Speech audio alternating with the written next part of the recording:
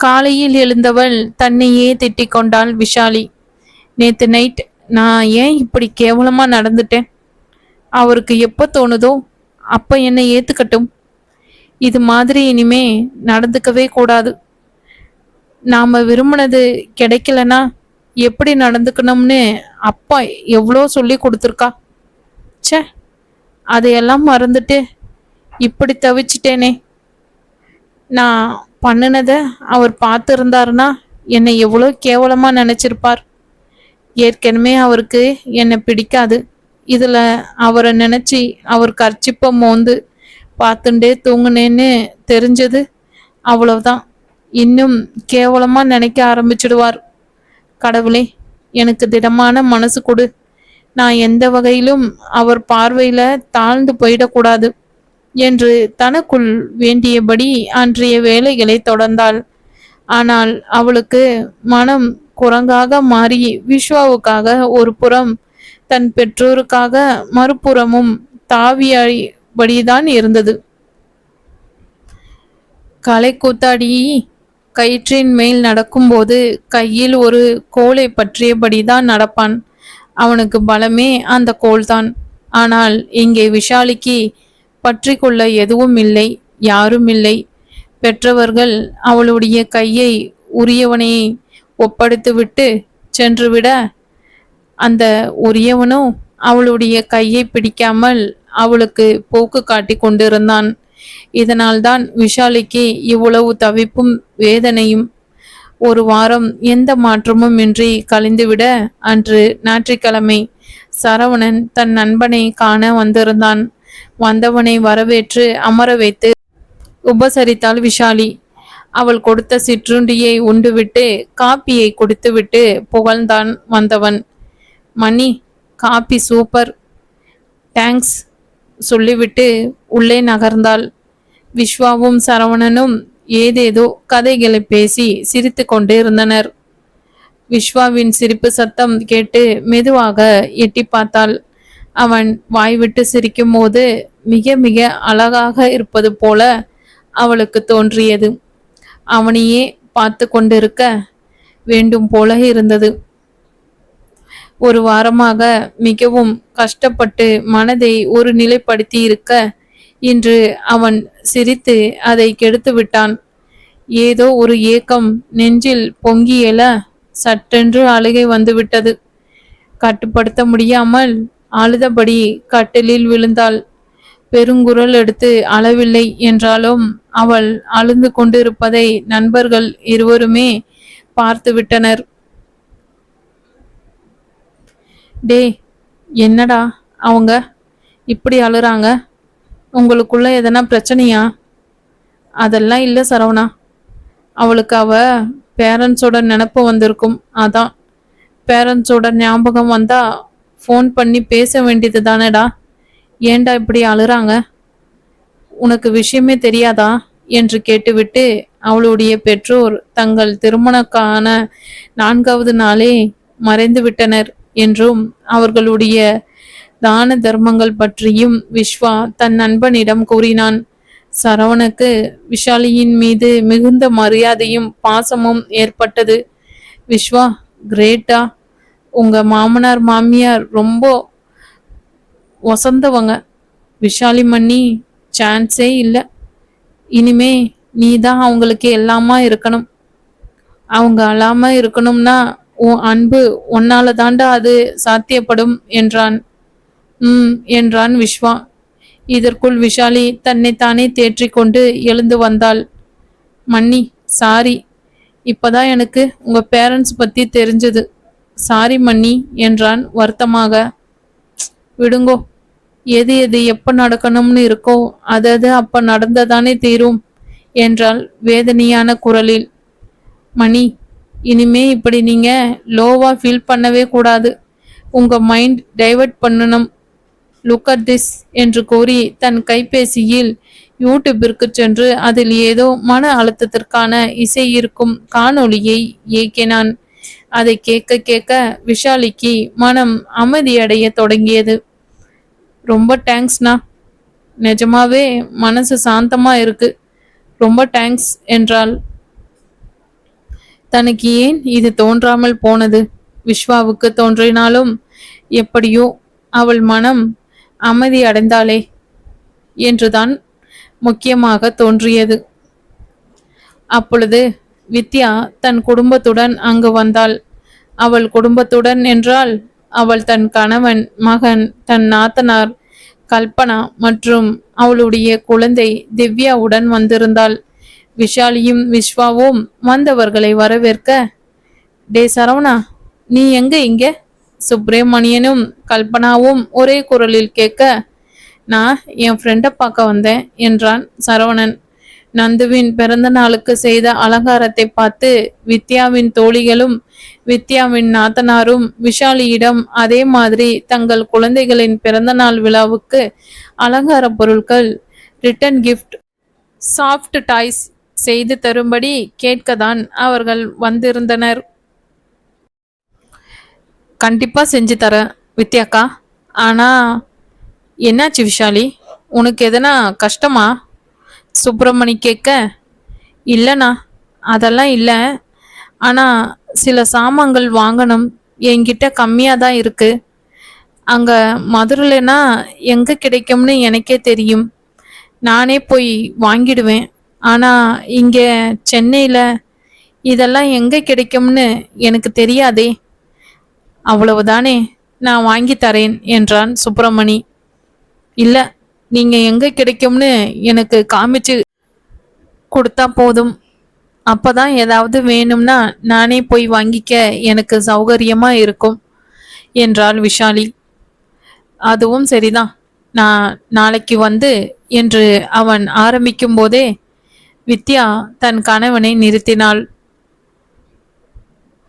ஹே, இருங்கோ இருங்கோ, உங்களால நாளைக்கு வர முடியாது. நீங்க நாளைக்கு ஆபீஸ் வேலையா பெங்களூர் போறீங்க, மறந்துட்டீங்களா என்றாள். ஏய் ஆமால, நான் சுத்தமா மறந்துட்டேன். இப்போ என்ன பண்ணலாம்? விஸ்வா, நீயே அவளை கூட்டிட்டு போயிடு. கூட்டிட்டு போலாம் தான், ஆனா எனக்கும் ஆபீஸ்ல முக்கியமான வேலை இருக்கு, அதான் யோசிக்கிறேன். நோ வரிஸ், யாம் இருக்க பயமேன், சரவணன் இருக்க பயமேன் என்றான் சரவணன் ரஜினி ஸ்டைலில். எல்லோரும் அவன் செய்த செயலில் சிரித்தனர்.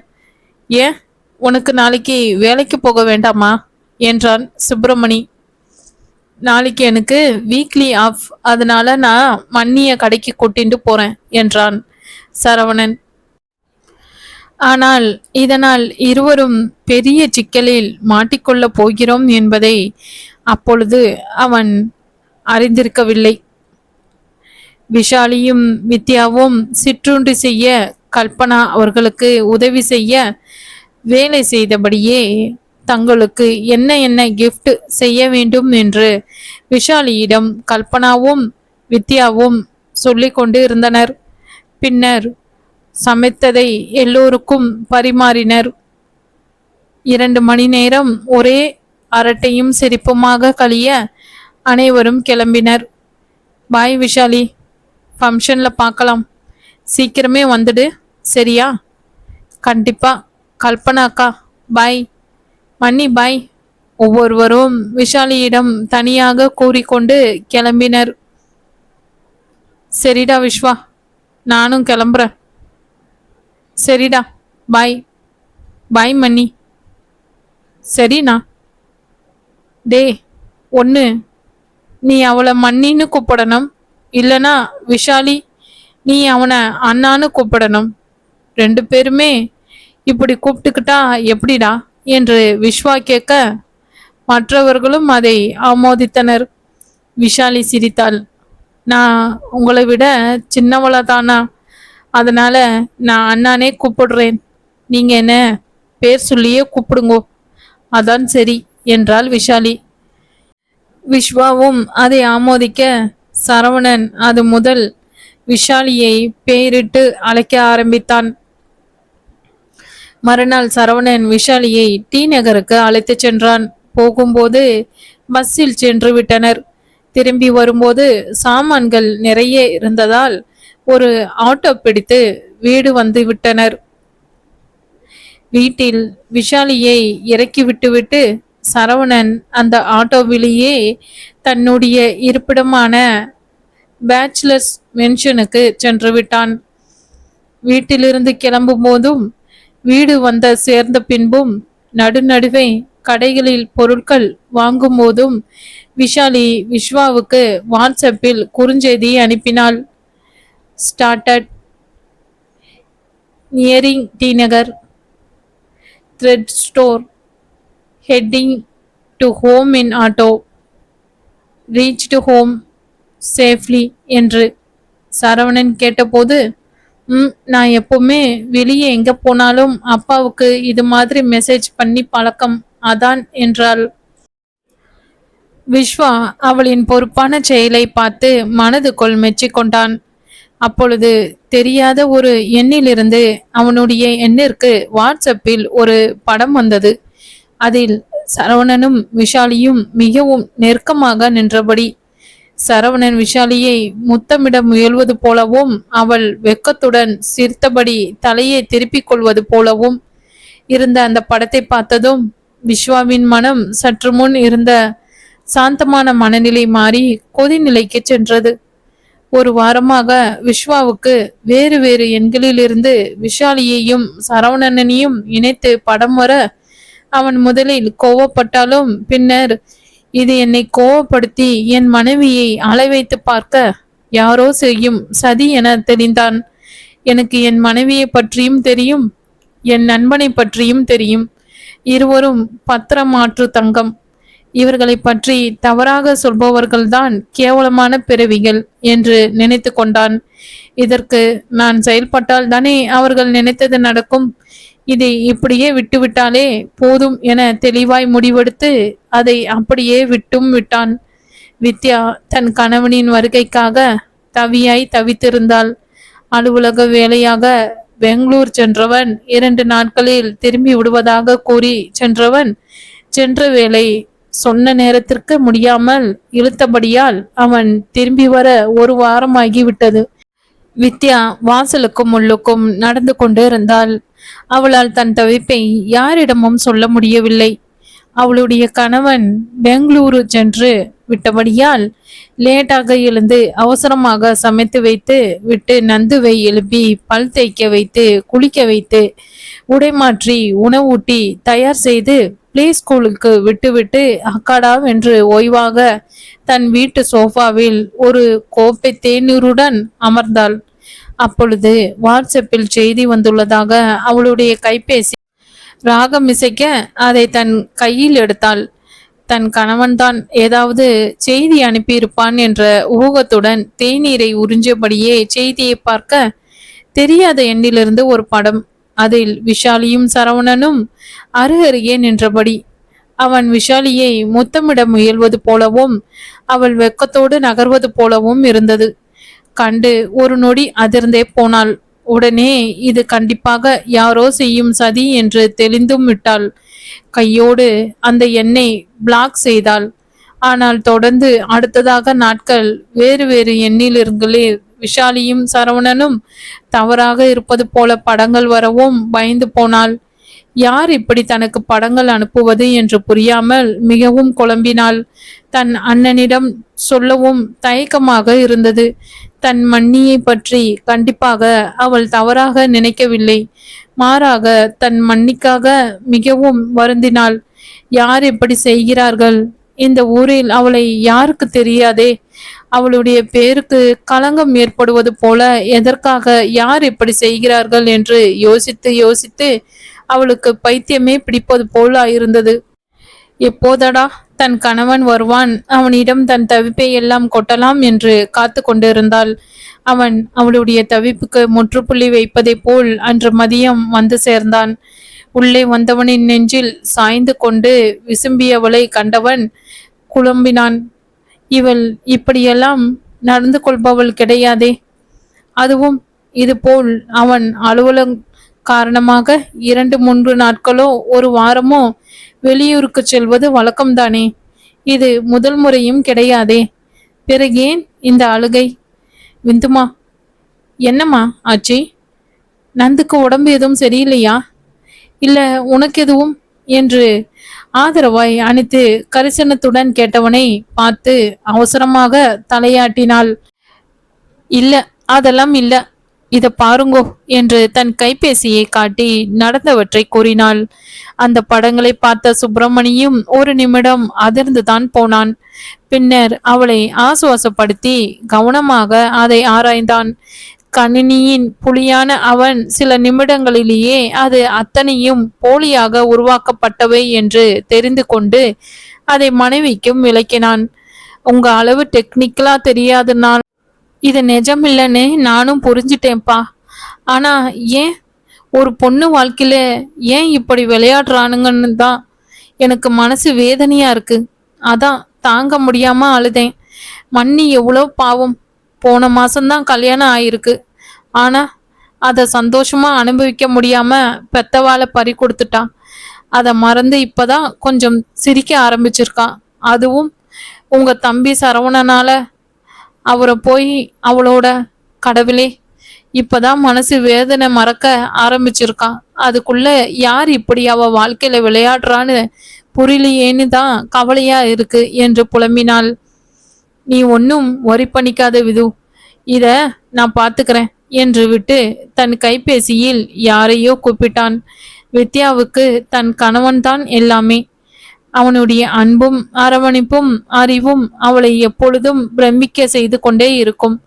அதனால் அவளுக்கு என்ன பிரச்சனை என்றாலும் அவனிடம் சொல்லிவிடுவாள். அவனிடம் சொல்லிவிட்டாலே போதும். அந்த பிரச்சனையை அதோடு அவள் மறந்து விடலாம். அவன் அந்த பிரச்சனையை ஒன்றுமில்லாமல் செய்து விடுவான். அதனாலேயே அவள் இதை அவனிடம் கூறிவிட்டாள். வித்யாவுக்கு தன் கணவனிடம் கூறியதும் பாதி தெம்பு வந்ததென்றால் அவன் கூறிய பதிலில் முழு தெம்பும் வந்துவிட்டது. என்னவானாலும் இனி அதை அவன் பார்த்து கொள்வான் என்ற நம்பிக்கை வந்துவிட்டது. அதோடு மனதில் பெரிய பாரம். நீங்க பெற்றவளாய் தன் வேலையை பார்க்க போய்விட்டால் சுப்பிரமணி யாரையோ அழைத்தான். வித்யா கூறியதை கூறி அவளுக்கு வந்த படங்களை அவருக்கு அனுப்பினான். பின்னர் தன் சகோதரன் சரவணனை அழைத்து அன்று மாலை அவனை தன் வீட்டிற்கு வர சொன்னான். அவன் அழைத்தது போலவே சரவணனும் அன்று மாலை தன் அலுவலகம் முடித்துக்கொண்டு நேராக தமையன் வீட்டுக்கு வந்தான். சுப்பிரமணி தன் தம்பியிடம் அந்த படங்களை காட்டி நடந்ததை கூற அதிர்ந்தே போனான். ஐயோ இல்ல மன்னி, நான் போய் இப்படியெல்லாம் விஷாலிட்ட அவ்வளவும் நம்ம கல்பு மாதிரி என் தங்கையாக தான் நினைக்கிறேன். அண்ணா என்னை நம்புனா என்று அவசரமாக மொழிந்தான். டேய் சரவணா, கூல் கூல். நீ இந்த அளவுக்கு பதற ஒன்றும் இல்லை. நானும் சரி உங்க மண்ணியும் சரி உன்னையோ இல்ல விஷாலியையோ தப்பா நினைக்கவே மாட்டோம். உங்க 2 பேரையும் பத்தி எங்க எல்லாருக்குமே தெரியும் என்றான் சுப்பிரமணி. ஆமா சரவணன், உங்களை நான் எப்பவுமே தப்பா நினைக்க மாட்டேன். அதே மாதிரி எங்க மண்ணியும் பத்தியும் எனக்கு நன்னா தெரியும் என்றாள் வித்யா. ரொம்ப தேங்க்ஸ்ண்ணா. தேங்க்ஸ் மணி. நான் இனிமே விஸ்வா வீட்டுக்கு போகவே மாட்டேன். விஷாலிய தனியா எங்கேயும் கூட்டிட்டு போக மாட்டேன். பாவம், என்னால அவளுக்கு எதுக்கு கெட்ட பேர் வரணும் என்றான். வளராதடா, நீ அவ கூட போகலனா எல்லாம் சரியாயிடுமா? யார் இப்படி அவ வாழ்க்கையோட விளையாடுறான்னு கண்டுபிடிக்க வேண்டாமா என்றான் சுப்பிரமணி. ஆமா, ஆனா என்ன ஆனா ஆவனான்னு? விஷாலியும் நம்ம கல்பு மாதிரின்னு சொன்ன. அப்போ கல்புக்கு எதனா பிரச்சனைனா எனக்கு என்னன்னு அப்படியே. அது எப்படின்னா? டே, விஷாலிக்குன்னு யாரும் கிடையாது. நம்ம தான் அவளை பார்த்துக்கணும். அவ அப்பா அம்மா சாகரச்ச என் கண்ணால பார்த்தேன். அவ அப்பா கடைசியா விஸ்வாவையும் விஷாலியையும் ஜோடியா நிக்க வச்சு பார்த்தார். அவர் கண்ணில் எவ்வளோ பெருமை, எவ்வளோ திருப்தி, எவ்வளோ நிம்மதி. என் பொண்ணு நல்லா இருப்பான்னு ஒரு நம்பிக்கை தெரியுமா? அந்த நம்பிக்கையை நம்ம தான் காப்பாற்றணும். அவன் நம்ம தங்கடா என்றான் உணர்ச்சி வசப்பட்டு. அவனுடைய கண்கள் கலங்கி இருந்தன. வித்யாவின் கண்களிலிருந்தும் கண்ணீர் வழிந்தது. இதை கேட்டதும் சரவணனும் ஒப்புதலாய் தலையாட்டினான். சரிண்ணா, இப்ப நான் என்ன பண்ணணும்? அப்படி கேளு. நாளைக்கு கல்புவோட பொண்ணு திவ்யா குட்டியோட பர்த்டே. ஃபங்க்ஷன். அதுல நீ விஷாலிட்ட பேசுறத யார் கண்காணிச்சு போட்டோ எடுக்கிறாங்கன்னு கண்டுபிடிக்கணும். சரியா? டன் என்று வலது கை காட்டி விரலை தூக்கி காட்டினான்.